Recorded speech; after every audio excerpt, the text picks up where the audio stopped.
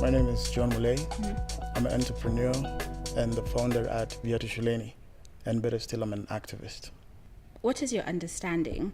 Are the protection of the environment and economic prosperity, of the country contradictory to each other? Yeah, very contradictory. Well, economic protection, sustainable development. For you to be sustainably developed, you must have some money to take care of your needs and still take care of your desires. But you'll realize back in the rural Kenya, a lot of people only have money to take care of their needs, but they don't have money to take care of the desire. And you can say not all of the population is economically stable. Now, when you come to protection of the environment, well, protection of the environment is basically protecting the environment from damage. The two don't go in. Back in the rural Kenya, the village there, they rely on the natural resources as their wealth, as their source of income. So when the government comes and says, there are no banning of trees, there is no sand harvesting, where will that family get an income? Yeah. Right. Well, then, do you think that Kenya is on the right path towards realizing a sustainable economy? And if so, what are the challenges? Okay, I can say yes, so far we are. If you look at the Mau complex issue, the government, I don't know if it's a knee-jerk reaction, but now the government has turned all their focus there because they realized the forest is being depleted. A lot of people are harvesting trees from there. And if the trees are not there, the Masai Mara, which a lot of tourists come to Kenya for the Great Migration, it won't be there because now the Mau forest in a way is an ecosystem towards the Great Migration at the Masai Mara. So I can say the government is, to some extent, focusing on how is sustainable development going to be achieved. But now the problem is there is no much civic education. Like these people who are living in the Mau forest, how do we tackle their problems? Because they were initially in the forest. All the time the government was quiet. They bought the land, they did everything. Now the government all of a sudden is coming, you people are not supposed to be here. They're kicking them out inhumanly. So where do these people go?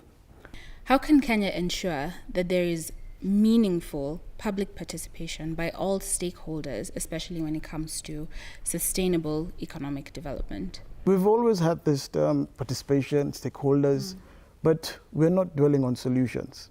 After we've involved all the stakeholders, will it be just a conference? We've called people, we've talked about their issues, or are we looking for solutions after the participation? There should be a round table approach. But now all we have is focus on environmental protection. But they should also look at the economic aspect of it. As I mentioned earlier on, back in rural Kenya, a lot of people rely on natural resources as a source of income and as a way of an employment. So if they look at the round table, yes, you people do charcoal burning. You normally harvest the trees from the forest, or maybe you harvest the sand. We have an alternative solution for you guys. So now they'll involve everyone. Yeah. Do planners and policymakers have a good understanding of the principles of sustainable economic development in Kenya then? Okay, the planning part, yes. They're looking at the bigger picture. If we don't take care of the environment right now, in the future we might have a problem. Well then, would a stronger environment and economic development strategy address the welfare and social needs of Kenyan citizens? Yeah, I think it would.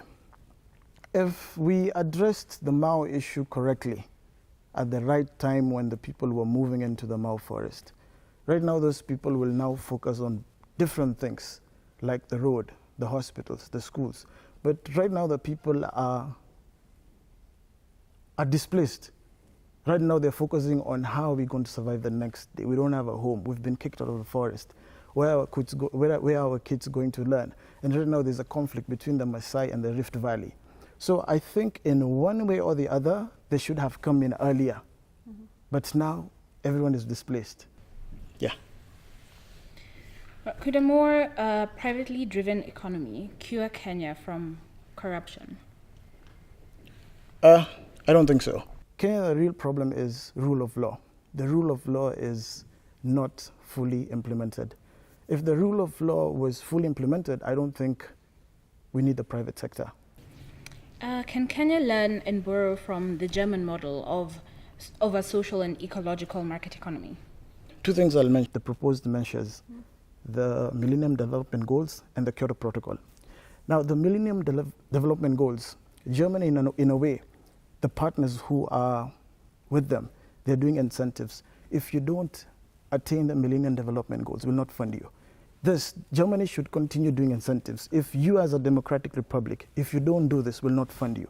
So that way, developing economies in Africa will have to deal with the MDGs and the Kyoto Protocol, which is actually trying to deal with the global warming. Okay, and then for last question. Yeah. If you could push a button to realize your vision of a nation that has achieved its goals of a prospering, sustainable economic development, how would Kenya look like? Like, what is you? Okay, my dream is equitable development across the country. Every place should be equal development. You cannot have one side of Kenya is totally behind, and another side of Kenya is developed, and implementation of the rule of law.